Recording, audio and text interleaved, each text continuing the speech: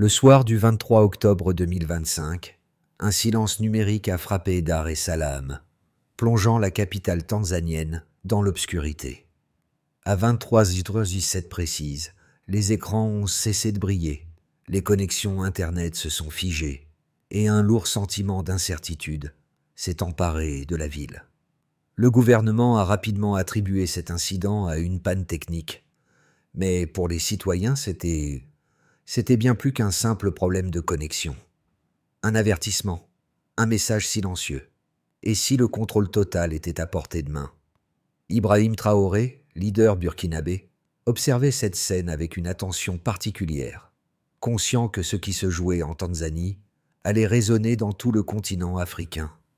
Ce silence numérique n'était pas un simple incident isolé, mais un coup porté à la liberté d'expression et à la souveraineté numérique. À mesure que l'élection présidentielle de Tanzanie approchait, l'ombre d'une censure numérique se profilait, menant la nation sur un chemin incertain.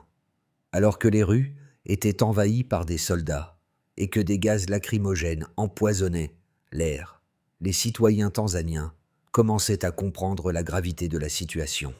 Les protestations éclataient dans les rues, mais elles étaient rapidement étouffées par des autorités déterminées à maintenir l'ordre coûte que coûte. Mais pour Ibrahim Traoré, l'homme fort du Burkina Faso, cette situation était familière. Il avait vu, à plusieurs reprises, comment un gouvernement pouvait manipuler la vérité en manipulant les connexions. Ce n'était pas seulement un test pour le peuple tanzanien, mais pour l'Afrique dans son ensemble. Si la jeunesse africaine ne pouvait plus se connecter, elle serait-elle encore capable de faire entendre sa voix? À l'aube, la ville de Dar es Salaam, autrefois un centre vibrant de la communication en Afrique de l'Est, était figée dans un silence inquiétant. Après la coupure de l'Internet, une vidéo circulait en ligne, capturant des scènes d'agitation dans les bureaux de vote de Kimar et Kinondoni. Le bruit des coups de feu et des grenades lacrymogènes remplissait l'air, tandis que des jeunes manifestants scandant des slogans de liberté se faisaient brutalement disperser par les forces de l'ordre. La scène d'une violence choquante, était la manifestation d'un gouvernement pris dans l'étau du contrôle et de la répression. Cependant, un autre phénomène se produisait en parallèle. Des milliers de citoyens, notamment des étudiants, se rassemblaient dans les rues, bravant l'interdiction de se rassembler pour faire entendre leur voix. Les vidéos circulaient à une vitesse fulgurante, malgré la tentative de suppression par les autorités. C'était un phénomène nouveau. Même si l'Internet était coupé, les jeunes Tanzaniens avaient appris à contourner la censure, en utilisant des VPN et d'autres moyens de communication cryptés. La résistance prenait une forme numérique et physique, s'étendant des manifestations dans les rues aux actions plus subversives, comme la diffusion de messages dans des groupes privés ou l'impression clandestine de tracts. Chaque geste, chaque mot partagé devenait un acte de défi face à un pouvoir autoritaire. Ibrahim Traoré, de son côté, observait cette situation avec une inquiétude grandissante. Lui qui avait soutenu la jeunesse de son pays dans son ascension vers la dignité et la liberté, voyait que les événements de Tanzanie résonnaient profondément avec son propre combat. Ce qu'il percevait dans les rues de Dar es Salaam n'était pas simplement un problème local. C'était le reflet d'une Afrique qui, progressivement, s'éveillait à la réalité de ses défis modernes. La jeunesse africaine, plus connectée que jamais, refusait de rester silencieuse, quel qu'en fût le prix. Ibrahim Traoré n'était pas qu'un président burkinabé. Il était un symbole pour une génération en quête de dignité et de justice. Jeune, charismatique et profondément connecté aux aspirations de la jeunesse africaine, il avait promis de reconstruire son pays sur des bases solides, la souveraineté et la liberté. Lorsqu'il avait pris le pouvoir, après un coup d'État qui avait renversé un régime corrompu, il était devenu l'espoir d'un peuple fatigué par les inégalités et l'injustice. Mais son parcours était loin d'être simple, et chaque décision qu'il prenait résonnait non seulement à Ouagadougou, mais aussi à travers le continent. En ce moment précis, assis dans son bureau présidentiel à Ouagadougou, Ibrahim Traoré observait les événements en Tanzanie avec une inquiétude palpable. Il comprenait les implications de ce qui se passait dans ce pays voisin. La répression violente des manifestations et l'attaque numérique contre la liberté d'expression faisaient écho aux difficultés qu'il avait lui-même rencontrées lors de son arrivée au pouvoir. Mais cette fois, la situation était différente. Le monde était plus interconnecté, les voix étaient plus fortes, et la jeunesse africaine ne se laissait plus faire. Elle ne se contentait plus des promesses. Elle exigeait un changement immédiat. Alors que les jeunes Tanzaniens résistaient dans les rues, traqués et réprimés, Traoré savait que ce moment marquait un tournant pour toute l'Afrique. Le temps des silencieux, des invisibles, touchait à sa fin. Un mouvement mondial était en train de naître, et Ibrahim Traoré se demandait « Si nous ne soutenons pas ces jeunes, qui le fera ?» Ça, c'est si. La tension monta en flèche dans les jours précédant l'élection présidentielle de Tanzanie. Le gouvernement, sous la présidence de Samia Suluhu Hassan, avait intensifié son contrôle sur les médias et l'Internet. Dès le 22 octobre 2025, à la veille du scrutin, les signaux de prémonition étaient clairs. Le contrôle de l'information était devenu l'objectif principal de l'exécutif tanzanien. Mais cela ne suffisait pas à apaiser les craintes croissantes des citoyens. À 23h67, le 23 octobre, tout bascula.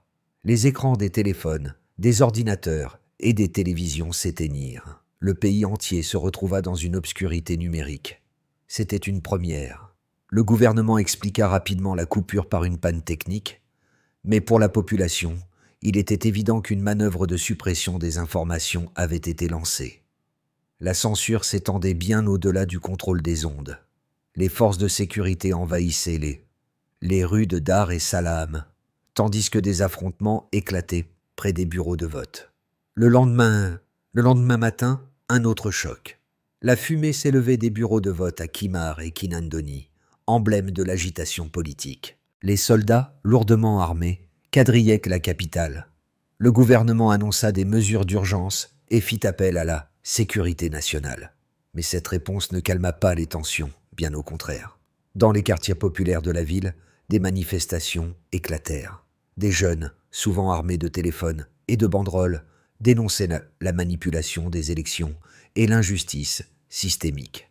La violence policière se déchaîna, tandis que des milliers d'individus prenaient part aux manifestations. Pendant ce temps, à l'autre bout du continent, à Ouagadougou, Ibrahim Traoré suivait de près les développements en Tanzanie. Il savait que ce n'était qu'une question de temps avant que la situation ne dégénère. Le régime de Samia Suluhu Hassan était sur le point de perdre le contrôle d'un peuple en révolte. Mais ce n'était pas simplement une crise politique locale. Le Burkina Faso, sous sa direction, était devenu un point d'ancrage pour les mouvements de libération en Afrique de l'Ouest. Traoré voyait dans les luttes des jeunes Tanzaniens un miroir de sa propre lutte pour la dignité du peuple burkinabé. Ce parallèle entre les deux pays, pourtant éloignés, n'échappait à personne. Le 24 octobre, un autre coup dur. Le gouvernement tanzanien, dans une tentative de contenir la révolte, annonça un couvre-feu national. Mais cela ne fit qu'alimenter la résistance. À chaque minute qui passait, l'on voyait les jeunes s'adapter, trouver de nouveaux moyens de communiquer malgré la répression. Les VPN se multiplièrent, les groupes presse privés explosaient en nombre, et des messages cryptés circulaient en dehors du radar des autorités. C'était un combat numérique autant que physique. Les vidéos de la répression se répandaient comme une traînée de poudre sur les réseaux sociaux. Des témoins filmaient les violences, capturant des scènes de brutalité policière, de tirs en plein jour, d'arrestations arbitraires. Mais ce n'était pas tout. En dépit de la coupure d'Internet, un phénomène étonnant émergea. Les citoyens se rassemblaient dans des lieux publics. Des quartiers entiers se transformaient en centres de résistance, où les voix de la révolte, bien que discrètes, prenaient de l'ampleur. Le message était clair, clair. La liberté ne pouvait pas être étouffée. Passons maintenant aux preuves concrètes de cette agitation. Les preuves de l'agitation en Tanzanie étaient indéniables, mais elles ne se limitaient pas aux simples témoignages de témoins oculaires. Des chiffres concrets et des mesures précises ont permis d'illustrer l'ampleur de la répression. En effet, les données des fournisseurs de télécommunications ont révélé des baisses de trafic importantes et persistantes pendant plusieurs heures, et même des coupures totales sur des zones géographiques clés. Selon le rapport de NetBlocks, une organisation de surveillance d'Internet, la coupure de l'Internet en Tanzanie a atteint un niveau sans précédent, avec une perte de 90% du trafic Internet national en l'espace de quelques heures. Cette statistique soulignait non seulement l'intensification des efforts de censure, mais aussi l'impact économique immédiat de telles coupures. En parallèle, l'observation des réseaux sociaux et des plateformes de vidéos en ligne a permis de quantifier l'ampleur de la mobilisation populaire. Selon les données recueillies par Twitter Analytics, les hashtags associés aux manifestations tanzaniennes, notamment Tanzania Crisis et Internet Shutdown, ont généré plus de 5 millions de mentions en 24 heures, une vitesse de propagation qui n'avait jamais été observée dans une crise politique dans la région. Même avec la coupure de l'Internet, des milliers de vidéos et de messages avaient été partagés par des citoyens ordinaires, défiant les efforts du gouvernement pour effacer l'histoire. Une partie de ces vidéos a été reprise par des chaînes d'information internationales, donnant à la crise une portée mondiale. Les manifestants tanzaniens ne se contentaient pas de se révolter dans les rues. En utilisant des applications de messagerie sécurisées, des milliers d'entre eux ont pu organiser des rassemblements spontanés, sans que les autorités ne parviennent à les intercepter rapidement. À Hadar et Salam, environ 150 000 personnes se sont retrouvées dans des manifestations de masse au cours de la semaine suivant les élections, soit un pourcentage significatif de la population urbaine. Cela représentait un défi de taille pour les forces de l'ordre, qui n'avaient jamais dû faire face à une telle résistance numérique et physique en Tanzanie. Des chiffres encore plus alarmants émergèrent de l'analyse des dépenses publiques et de l'impact économique. Les rapports de l'Organisation mondiale du commerce ont estimé que les pertes économiques dues aux fermetures d'Internet et à la paralysie des entreprises privées se chiffreraient en centaines de millions de dollars. Le secteur du commerce électronique, en particulier, a été gravement touché, avec des pertes de près de 102 millions de dollars en seulement 3 jours de coupure continue. Ce coût pour l'économie tanzanienne était bien plus élevé que celui des simples dépenses militaires pour contenir la révolte. Mais les preuves les plus frappantes étaient humaines. Des centaines de jeunes Tanzaniens ont été arrêtés lors des manifestations, des vidéos de leurs arrestations circulant sur les réseaux. Selon Human Rights Watch, les violations des droits de l'homme commises par les forces de sécurité étaient documentées par des témoignages et des images montrant l'utilisation excessive de la force contre des civils pacifiques. Plus de 40 manifestants ont été tués dans les premiers jours suivant l'élection, bien que les autorités aient minimisé ces chiffres, les accusant de manipulation de l'opposition. Ibrahim Traoré, à travers son analyse des événements, a rapidement compris que la situation en Tanzanie représentait un danger bien plus vaste que les seules frontières nationales. La répression des droits numériques et des libertés fondamentales touchait non seulement les citoyens tanzaniens, mais envoyait également un message à toute l'Afrique. L'ordre pouvait être maintenu par la force, mais la résistance serait toujours alimentée par les nouvelles générations, armées de leurs téléphones et de leur détermination. Considérons maintenant les réactions à travers le monde. Les événements en Tanzanie ont suscité des réactions contrastées à travers le monde. Et parmi celles-ci, les voix africaines ont été particulièrement nombreuses et bruyantes. D'un côté, les partisans du gouvernement tanzanien affirmaient que la situation avait été exacerbée par des forces extérieures, cherchant à déstabiliser une nation pourtant en pleine croissance.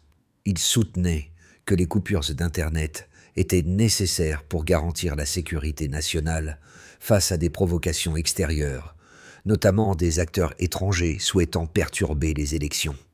De plus, selon cette vision, les manifestations violentes qui secouaient les rues tanzaniennes étaient attribuées à des groupes d'opposition qui instrumentalisaient les jeunes dans leur quête de pouvoir.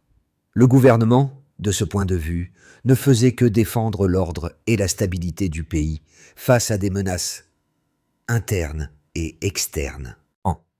En revanche, le discours qui se levait contre la répression en Tanzanie, porté par des figures telles qu'Ibrahim Traoré, dépeignait cette situation comme une manifestation d'un autoritarisme croissant sur le continent africain. Pour lui, il ne s'agissait pas seulement de la Tanzanie, c'était l'Afrique tout entière qui était en jeu. Les jeunes générations, plus connectées que jamais et pleinement conscientes de leurs droits, refusaient de se soumettre à des régimes qui cherchent à étouffer leur liberté d'expression. La répression en Tanzanie, selon Traoré et bien d'autres leaders panafricains, n'était qu'un symptôme d'un mal plus profond, celui de l'hégémonie politique et de l'illusion de stabilité apportée par des régimes qui répriment la parole publique pour se maintenir au pouvoir. L'argument clé contre la position du gouvernement tanzanien résidait dans l'argument moral, l'utilisation de la force contre des civils pacifiques et l'assimilation des jeunes manifestants à des éléments subversifs étaient injustifiables. Comment un gouvernement pouvait-il prétendre protéger la nation en réprimant violemment ses propres citoyens? Les preuves étaient accablantes.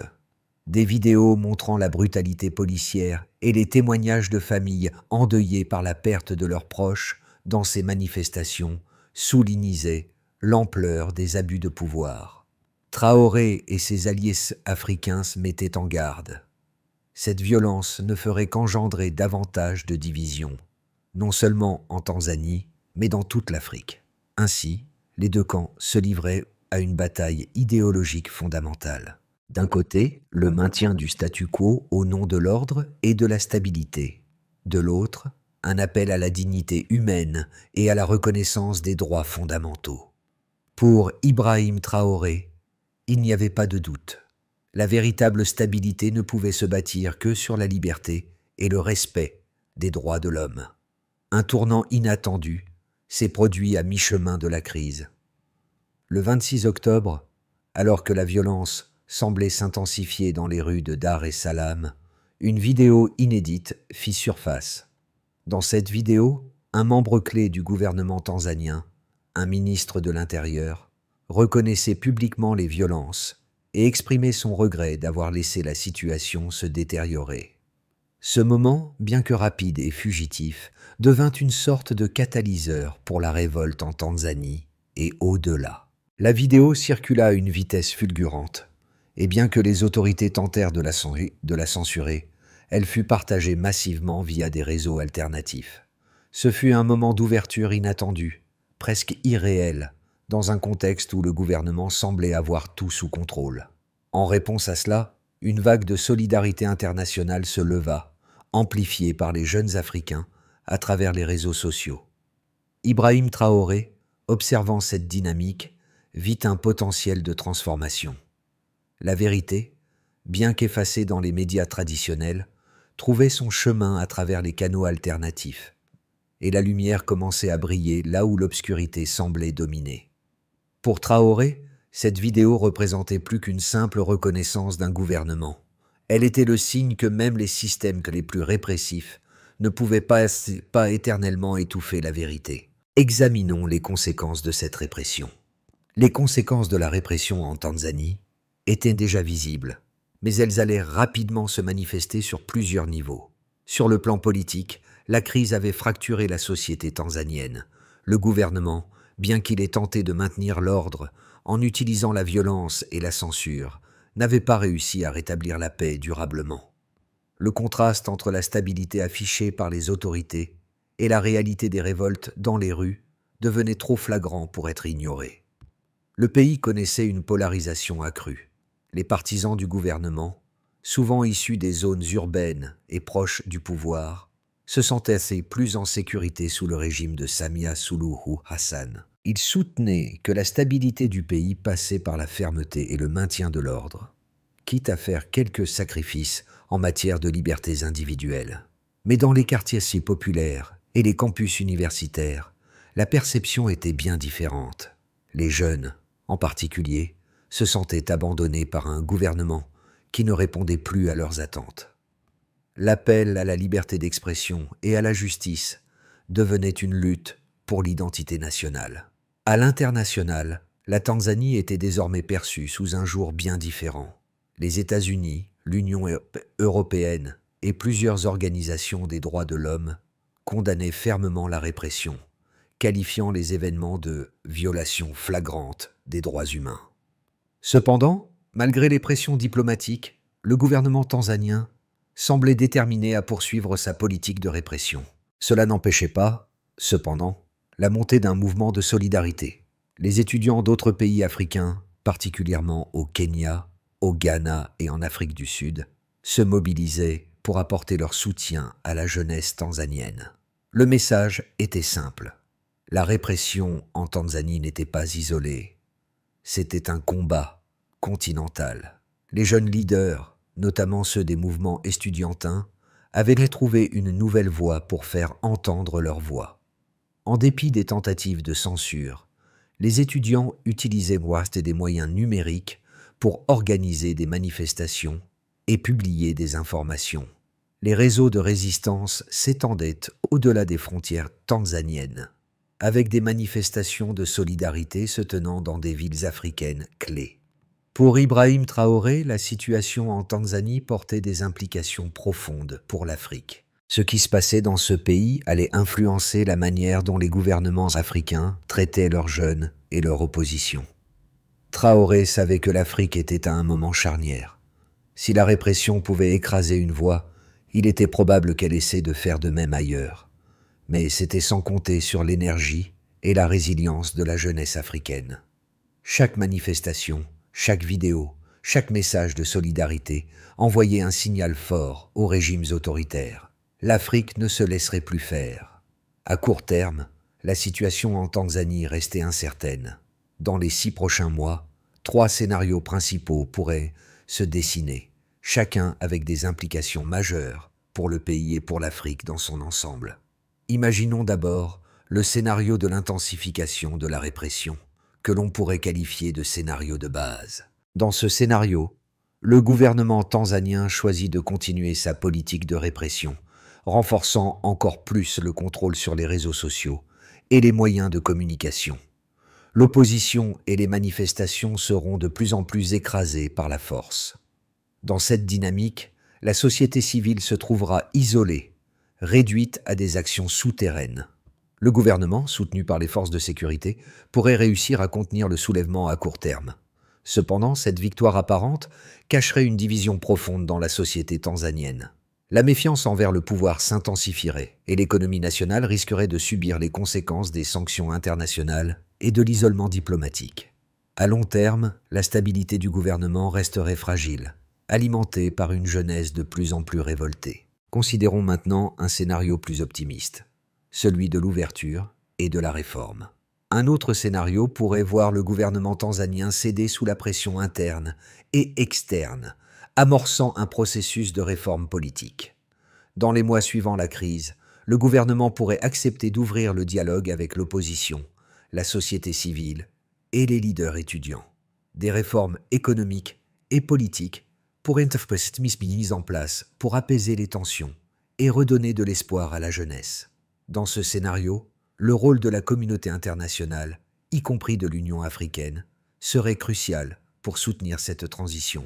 Ce processus pourrait entraîner une meilleure inclusion des jeunes dans la politique, un renouveau de la démocratie et une plus grande stabilité à long terme. Cependant, une telle ouverture serait difficile à réaliser sans compromettre les intérêts des puissants au sein du gouvernement, ce qui pourrait conduire à une résistance interne. Enfin, envisageons le scénario le plus sombre, celui que l'on pourrait appeler l'exportation de la révolte. Un scénario plus sombre pourrait se réaliser, où la révolte en Tanzanie ne resterait pas confinée aux frontières du pays. Si la répression perdure et que la résistance continue de croître, la situation pourrait devenir un catalyseur pour des soulèvements similaires dans d'autres pays africains. Les jeunes d'autres nations africaines pourraient s'inspirer de la révolte tanzanienne, amenant des vagues de manifestations dans des pays sous des régimes autoritaires ou semi-autoritaires. Ce scénario représenterait une crise régionale majeure, avec des répercussions économiques et sociales pour toute l'Afrique de l'Est et au-delà. Des troubles politiques pourraient se propager dans les pays voisins, provoquant un effet domino de contestation à l'échelle continentale. Dans ce contexte, Ibrahim Traoré, en tant que leader panafricain, jouerait un rôle clé.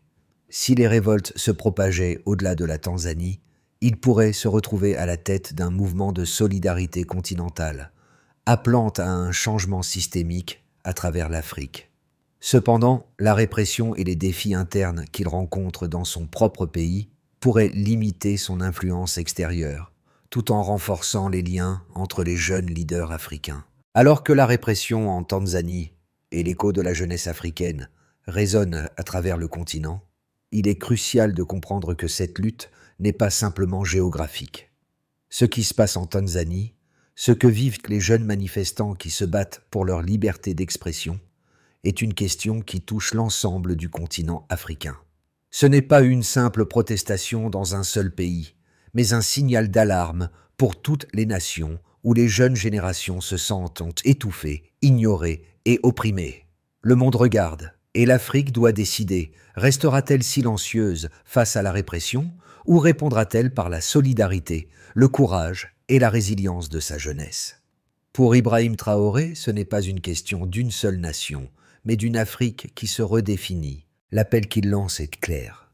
Il s'agit d'unir les forces de la jeunesse, des étudiants, des activistes, des citoyens qui, malgré les obstacles, refusent d'être réduits au silence. Il appelle à l'action collective, à l'activation de chaque voix, chaque message, chaque idée capable de défendre la liberté de parole. La jeunesse ne peut plus se permettre d'attendre passivement.